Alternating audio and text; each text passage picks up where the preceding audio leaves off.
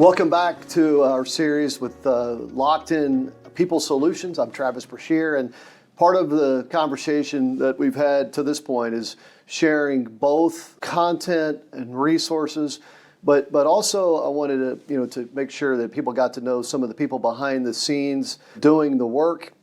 And so today we're thrilled to have one of my favorite people, one of the most interesting people that I know anyway, with us, Jason Mahler. Jason, thanks for coming. Yeah, thanks for having me. Yeah, this is a chat that reminds me of days past where we just did this around the office, sort of pre-COVID. So we'll get into potentially a lot of different things, but I really want people to get to know you. In my experience, and you're going to blush probably, but I feel like I've been around a lot of great consultants, and I feel like you're one of the smartest, most well-read, intellectual benefits consultants out there. And so we've done a lot of work together in the past. And so I wanted the people to get to know you, and then we'll get into some of the work that you're doing and some of the challenges that our clients are facing. So thanks for being here. Yeah, all right.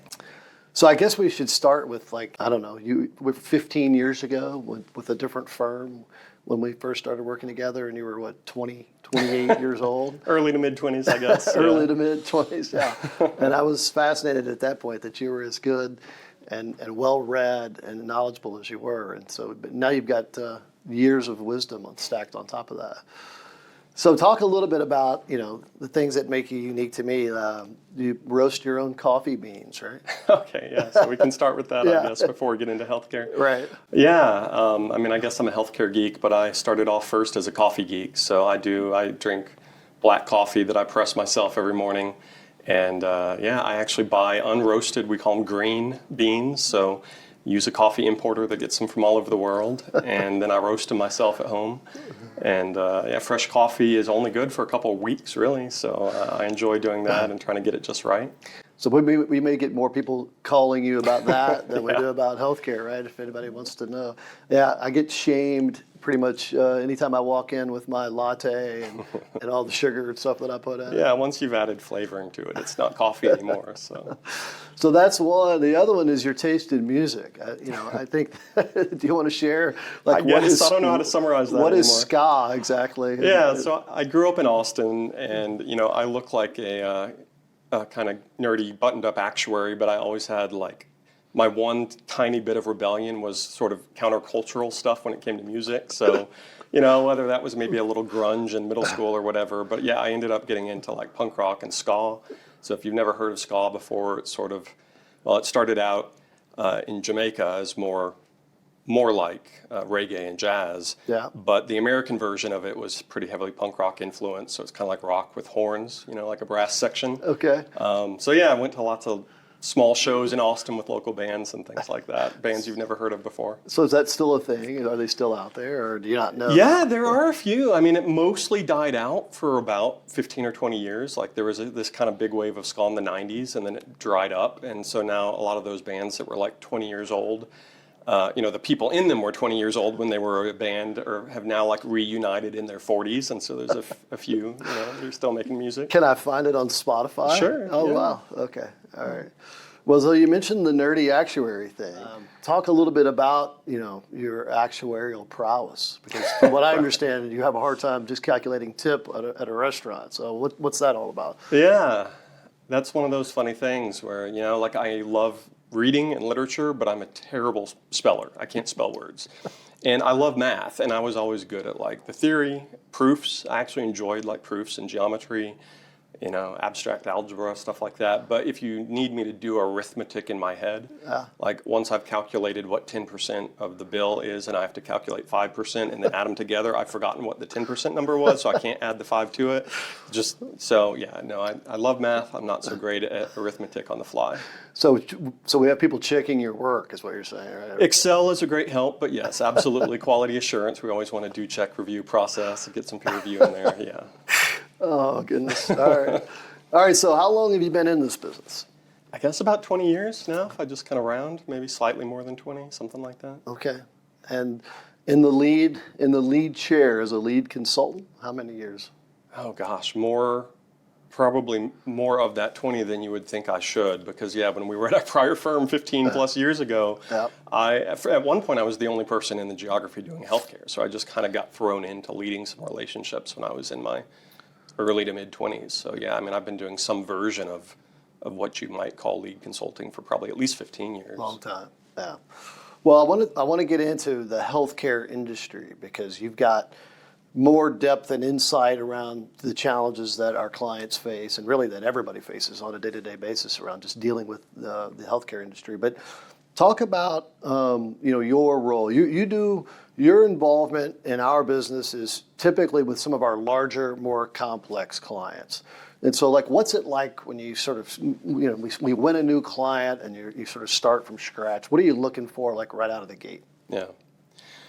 Yeah. So, my role, as you mentioned, is sort of lead consultant. I run a team that serves clients. Yep. And so if we were to win a new client, there's a lot of just initial data gathering that's really critical because everything we do is data driven, right? We don't want to recommend solutions or products in the market that aren't the right fit for the employer. Right.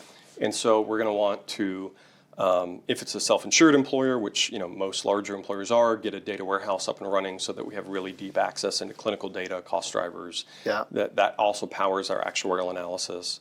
We're going to want to get the plan designs into our tools that calculate actuarial values and model costs.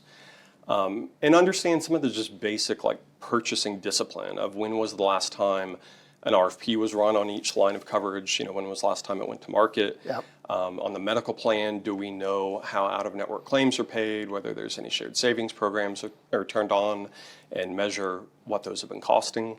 On the pharmacy side, every aspect of those financials is obviously really, really critical. And so looking at the contract for discounts and rebates and performance guarantees and when the next market check availability is and things like that. Yeah. So yeah, we want to establish just all of those kind of basic like contractual pricing vendor details. Yeah. So that we then have a baseline to start establishing strategy. And some compliance work maybe as well. Yeah, absolutely. That's a much bigger part of all of our jobs than it was probably 10 or 15 years ago. And so we do have to check, from the basic things of 5500s and PCORI fees, all the way up to the latest stuff around cost transparency and gag clauses and, whether there's a wrap document in place and, all of those things. Yeah, there's a lot just to get started. Yeah. Talk a little bit about your clients by industry type. So healthcare, technology, manufacturing. Are you doing a little bit of everything these days? Yeah, a little bit of everything, I would say. Some people really specialize into a certain industry, which I think can bring some advantages, but I feel like I've been really fortunate to work with a broad swath, and so I've worked with a couple of the largest employers in America. I work with some considerably smaller. We've actually still got a couple of fully insured clients on my book as well that my team manages, and industry-wise, it's been everything, right? I do have multiple healthcare systems, but I also work with manufacturing and logistics and oil and gas, and I've worked with airlines and A little bit of everything. waste industry and transportation, and so they all deliver a medical plan to their employees, and the dynamics driving that tends to be very, very similar. Yeah, humans. Right. Now, what you need to create an employee value proposition to make sure you're offering the right benefits package is different, right? If your average employee is 26, 27, 28 years old in retail and you've got 100% turnover, what they value is probably different than if your average employee is 48 and has a 20-year tenure. And so there are some really important differences in how you manage that, but the things that are going to drive cost in a medical plan tend to be more similar than you might think. When we walk into a new client, which you've done a lot of the last 3 or 4 years since we joined Lockton, what are you seeing in terms of how well connected sort of these HR employee value proposition things are to the broader executive team? Are you seeing like, okay, we got a lot of work to do here to connect to the broader strategy, or clients doing a decent job at that? Where are you finding yourself sort of picking up the ball there? Yeah, I would say clients are doing a decent job at it, but I do think there's a lot more work that should be done to really connect to the C-suite and to the broader benefit strategy. I would say most benefit managers, benefit teams have a general sense of whether their employer is more in like a cost management mode where cost savings, cost control is the most important thing, and a little bit of employee noise and friction is acceptable to achieve that. Whereas others know that talent acquisition, engaging, retaining, attracting talent is the most critical thing, and they're looking at fringe benefits and new things that can really sort of beef up their offering, and so they tend to have a sense of that. But there are a lot of employers where the CFO may only be engaged once a year when he's approving renewals, Right. and we may do 6 months of work with what we think the CEO, CFO, or maybe even CHRO are going to want. Right. And then you take it to them in the renewal meeting and they say, oh no, we want something different, right? And it would have been better to engage earlier. Yeah. And so I think my clients that are doing it best, they have a benefits committee set up, Yeah. which is increasingly critical because of some of the compliance things, right? I mean, you need to understand the fiduciary obligations and that you're managing it well as a fiduciary. Yeah. But it can also just let you get input from your CEO or CFO or whoever's relevant Or quarterly. business partners from other aspects of the business. Yeah. Absolutely, with regular meetings. Yeah. So it's not a just once a year event. Is there a certain size though where that makes sense? I mean, you have to get 1,000 lives or 5,000 lives, or is it just? Yeah, I don't know for sure, because interestingly, I mean, I think the smaller the employer is, the easier it is to get the CEO, CFO's attention. Yeah. They know this is something they need to help manage, whereas really large companies, often the CEO doesn't want to think about benefits as frequently. But to have like a more formal fiduciary committee that meets quarterly, takes minutes, that kind of thing, it probably is closer to 1,000 lives or so where you see that more frequently. Yeah. So I think every size has kind of its own challenges. But if you're big enough to be self-funded, in particular, that side of it is really critical. Yeah. We've as part of this series, we're talking about all kinds of things, sort of healthcare and our tools and resources that we use, and then broadening that out to, other HR related things. I always sort of tend to come back to if a client truly understands their population and they have some concept of what's missing or where they need to make adjustments down the road, it still sort of always comes back to, well, how much money is there? Like there's still a dollar to spend. And it seems like most of that money and opportunity is in the healthcare space. I mean, that's the big budget number. You and I talk about this, we have for years, about, ideas and things that are happening out there and ways that you can get 10 or 15% savings out of your healthcare plan. Like, what are you seeing now? Like, where are the big opportunities? We think network and pharmacy, but is there anything new? Is there anything that your clients are working on that you think is really meaningful at this point? Yeah, that's a great question. There definitely are some new things, but I would say to a large extent where we're having success is executing and operationalizing on things that are not going to sound brand new. So we've been talking about navigation for years, right? We've been talking about network strategy for years. But a lot of times that has been difficult for employers to pull off. Not everybody can direct contract, right? Yeah. Not everybody has an ACO in every market where their employees are at. Yeah. But we're seeing progress made there. So there are much better navigation, advocacy, concierge solutions available than there were 5 years ago. Or at least we have better data on which ones are effective and we can measure the ROI more effectively. And so, on network strategy, that's always just a critical baseline. The network strategy is foundational. And so whether that's as simple as just running a medical RFP, checking the major PPO networks, or whether you're really willing to do something like look at reference-based pricing and advanced prepaid primary care, centers of excellence, bundled surgery, that's a foundational side of medical. And then on the pharmacy side, it's similarly, we're getting just how you pay for drugs through your PBM contract, right? If you're large enough to be self-funded, you probably ought to look seriously at whether it makes sense to carve out your PBM or not. It doesn't always. Sometimes integrated with medical is the right way to go, but you need to check. Right.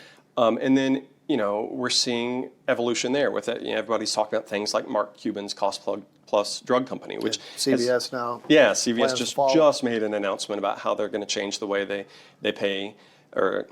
So, I think we need to obviously carefully evaluate that. What I'm hearing from our pharmacists so far is that it's not obvious that will actually reduce what employers spend. Rarely does that work out well for our clients, right? Yeah. But if it gives them some new options or increases transparency even just a little bit, I think it gives us a better place to start from, and then we just have to negotiate very aggressively. Yeah.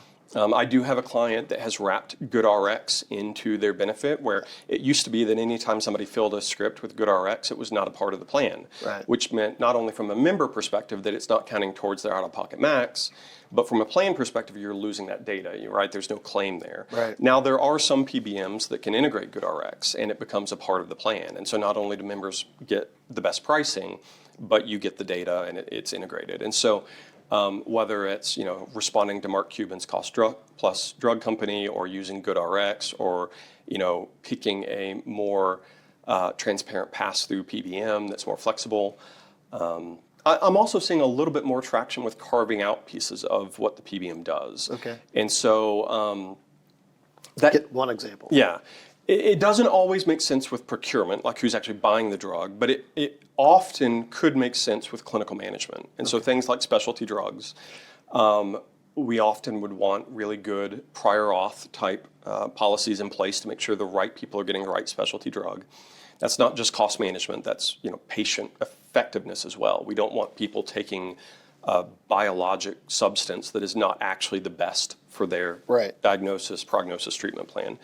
And yet, the PBMs are not always the best suited to do that determination. Right. And so we do work with some third-party vendors that can do just the clinical management of that, approve prior auths, that we have seen real data to indicate they do a better job of managing that really well and tightening it up.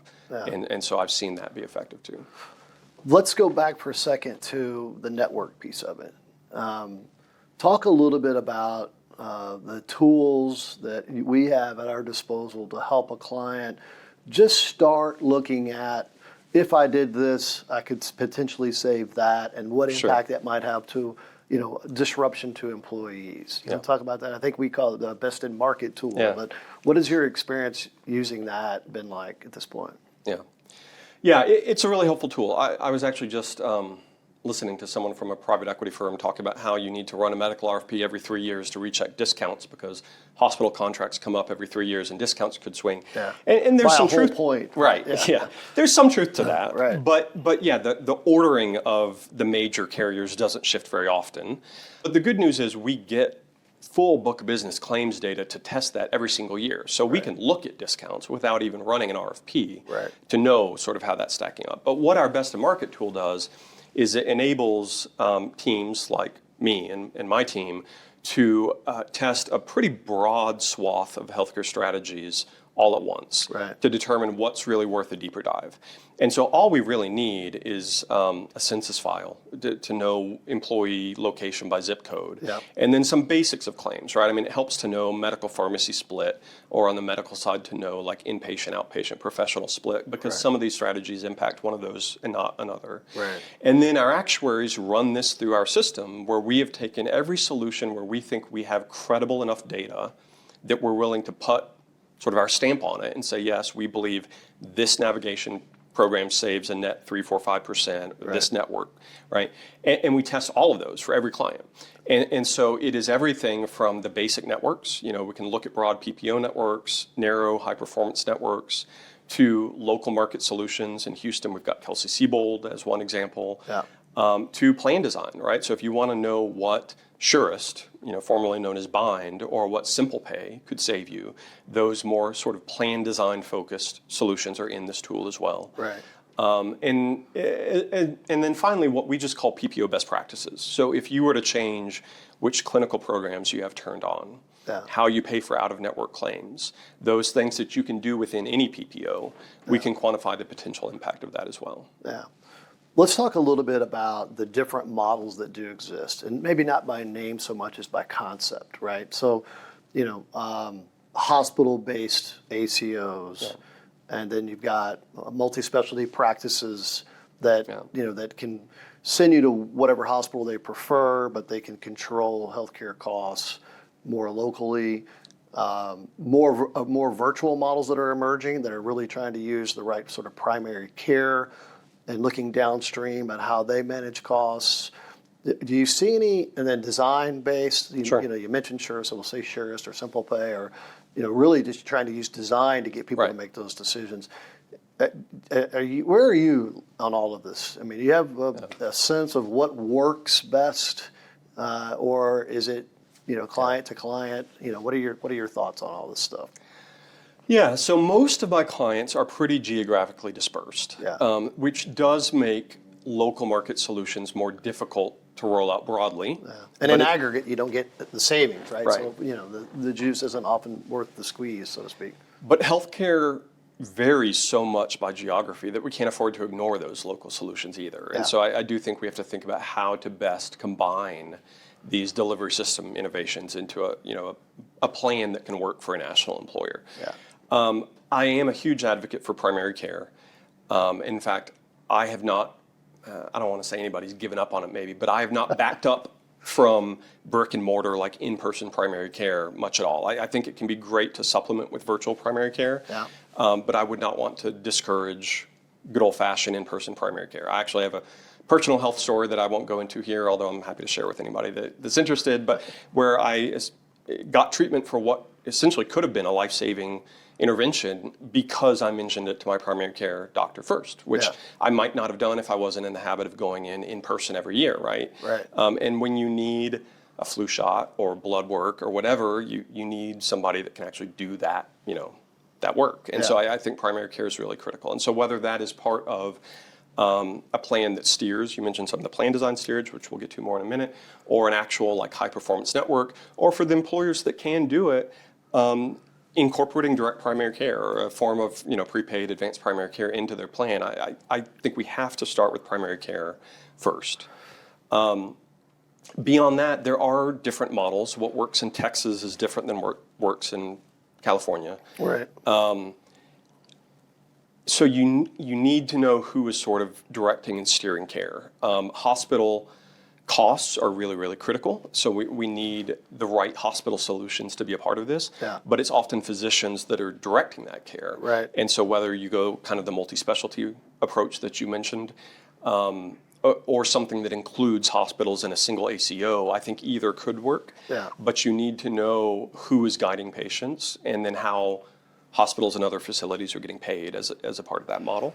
Yeah, to me, you have this sort of spectrum of you can get into a narrower network, Yeah. and you can get great primary care, but ultimately, if you have to use the hospital, then if you're willing to exclude other providers, you're getting a unit cost break. Yeah. And it's easier to measure. Like you're going to get a 15% reduction on your inpatient outpatient spend, Yeah. because that physician is related to this model.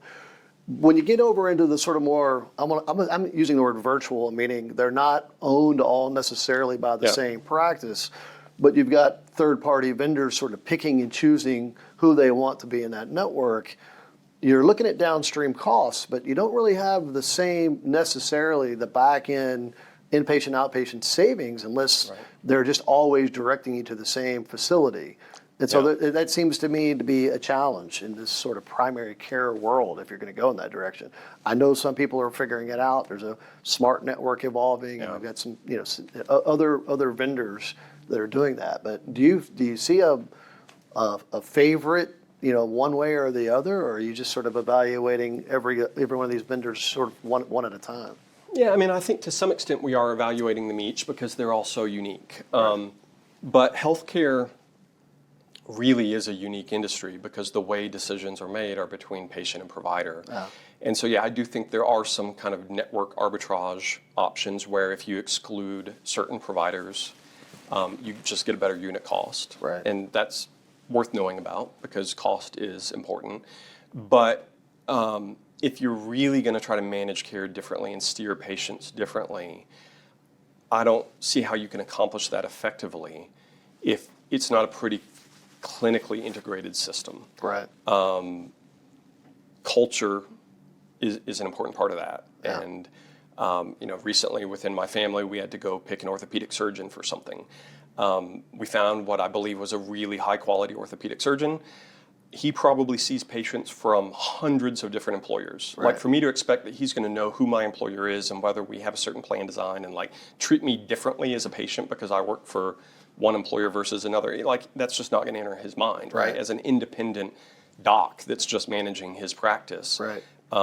he's going to manage things a certain way, and it's really hard to change physician behavior. And so I think tightly sort of clinically integrated networks where there is physician leadership and there is a culture around it can accomplish that. Yeah. But for a third-party vendor to believe they're going to change the way doctors practice medicine, where the rubber meets the road, those just often fail. It's very difficult to change it. How would that orthopedic surgeon know if he's got a value-based payment, if he makes the right decision for you versus the next person that comes in the door? It's a real challenge, right? Yeah. Which is one reason I do like some of the new plan design models that are coming around, because we've been talking largely about sort of the provider side, which is critical, right? We need good doctors managing care well, which we have lots of opportunity for that. But we have some ability to influence how employees, members, patients, whatever we want to call them, think about access and care as well, especially for things that are plannable, schedulable. Not every aspect of care is. Sometimes things are true emergencies, but a lot of what we do is schedulable. Yeah. And we haven't really had much plan design innovation since HSAs were passed into law. And so I do think some of these newer plan designs that we've mentioned that are coming to market that actually steer with fixed dollar amounts, knowable dollar amounts up front. True consumerism. Like, what's it going to cost me? Because relying on a broader sense of transparency, where I as a patient, I'm just going to know what the surgeon, hospital, anesthesiologist, are all going to charge me and make my decision based on that kind of cost transparency has been very, very difficult. Right. But if the plan design itself has fixed dollar amounts that steer in a really reasonably certain way, a knowable way up front, Right. steer me to higher quality places of service and treatment paths and even physicians, I think that that has more ability to change behavior than just the kind of a big deductible used broadly. Right, and the data is better than ever. Yeah. I mean, it's a complicated system behind the scenes to understand how to connect whatever that care is to a price point. But the data's there. It's better than ever, right? And with AI emerging in this space, being able to tell someone and knowing that if we do this in large numbers, in aggregate, if everybody makes the right decision, then we are going to save money down the road, right? It seems apparent that can work at this point. Yeah, the data's there. We have tons of data.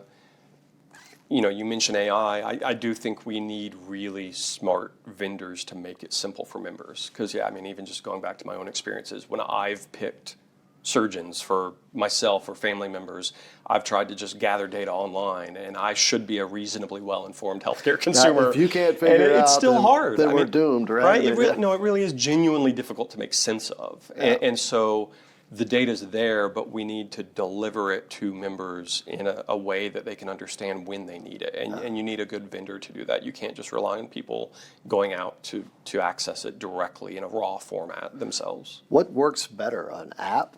Well, people are going to use an app more, or do they really today still want to pick up the phone and talk to a concierge or a navigation or a nurse navigator? What are you seeing?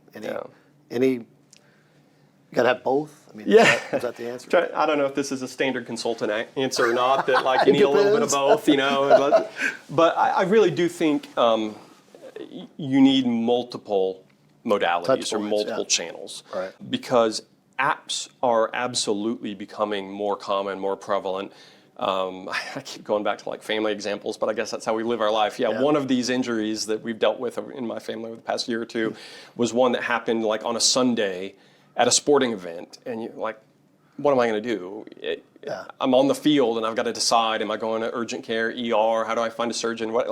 Most people, they've got a smartphone, and so being able to use an app any time of day, any day of the week, from any location is going to be the most convenient for most people. Right. But healthcare is complex enough that, we've all faced those situations, even in things less complex than healthcare, where you're trying to buy a new computer or something. You're like, I just want to talk to somebody, right?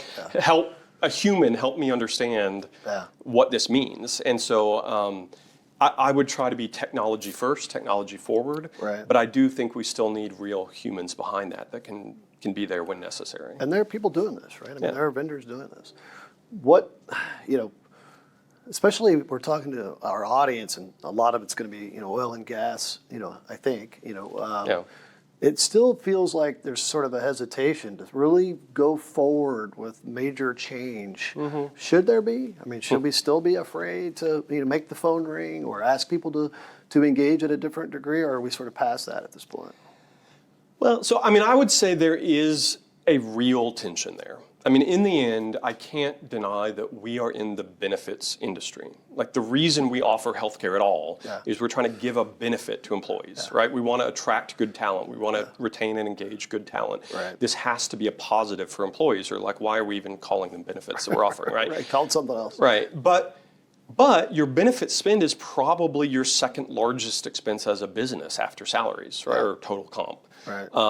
And so, like it or not, you as an employer are running a small insurance company. Yeah. And this is a huge expense.